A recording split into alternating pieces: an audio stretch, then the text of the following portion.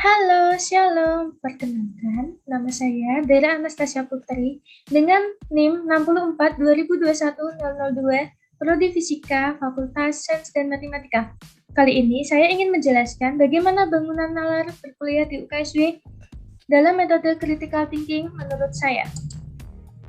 Ada 8 elemen penalaran dalam critical thinking. Yang pertama, purpose atau tujuan. Apa tujuan kamu kuliah? Tujuan saya kuliah untuk menambah pengetahuan atau memperluas wawasan serta memperluas jaringan interaksi dengan banyak orang. Apa tujuan menjadi mahasiswa UKSW?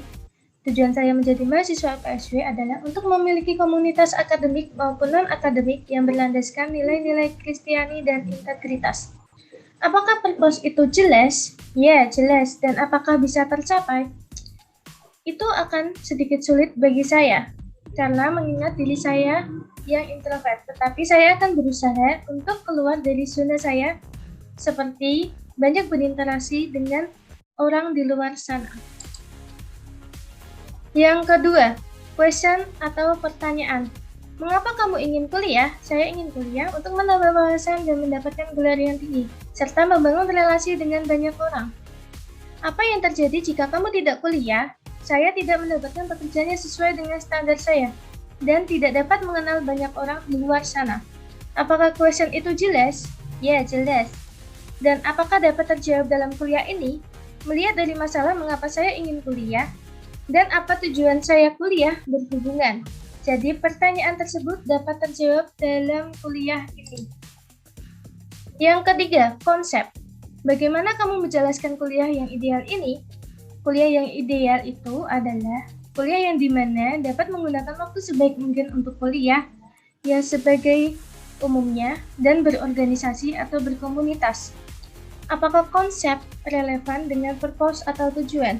Menurut saya, konsep kuliah ideal yang saya miliki terdengar relevan dengan tujuan kuliah saya.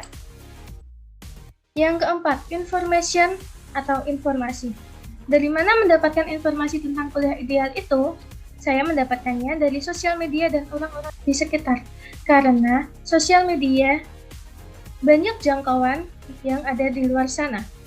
Berikan gambaran atau contoh orang yang sukses menjalani kuliah ideal. Orang yang tidak mengeluh akan banyaknya tugas yang ia jalani meskipun waktu istirahat yang ia gunakan itu sedikit. Apakah contoh itu sesuai definisi tentang kuliah ideal? Menurut saya, gambaran itu sesuai, dan apakah contoh itu dapat kamu tiru? Yeah. Yang kelima, asumsi. Apa yang membuat kamu yakin bisa menjalani kuliah ideal sebagaimana kamu definisikan? Saya yakin karena adanya dukungan dari orang tua dan orang sekitar, serta keyakinan atas diri sendiri. Apa keyakinan kamu itu relevan dengan konsep dan purpose? Menurut saya, keyakinan yang saya miliki sudah relevan dengan konsep dan tujuan saya. Dan apakah itu fairness atau adil? Yeah. Yang keenam, kesimpulan. Berdasarkan konsep, information, dan asumsi, apa yang kamu lakukan untuk mencapai purpose atau tujuan itu? Yang akan saya lakukan adalah membuat diri saya yakin untuk dapat membagi waktu antara menjalankan kuliah dan berorganisasi, supaya hal itu dapat dikatakan kuliah ideal menurut saya. Dan apakah kesimpulan menjawab purpose dan question? Menurut saya, kesimpulan itu telah menjawab tujuan dan konsep saya. Yang ketujuh, implikasi dan konsekuensi. Agarkah terlaksana, apa yang kamu pikirkan untuk selanjutnya? Saya memikirkan bagaimana membuat saya untuk mudah bergaul dan berkomunitas, dan apa rencana yang saya lakukan untuk selanjutnya adalah dengan meyakinkan diri saya untuk dapat melakukan kesimpulan yang saya buat. Apakah implikasi dan konsekuensi itu luas dan dalam? Menurut saya, implikasi dan konsekuensi luas dan dalam bagi saya sehingga saya dapat mencapai cita-cita yang sebagaimana saya citakan. Apakah fairness atau adil?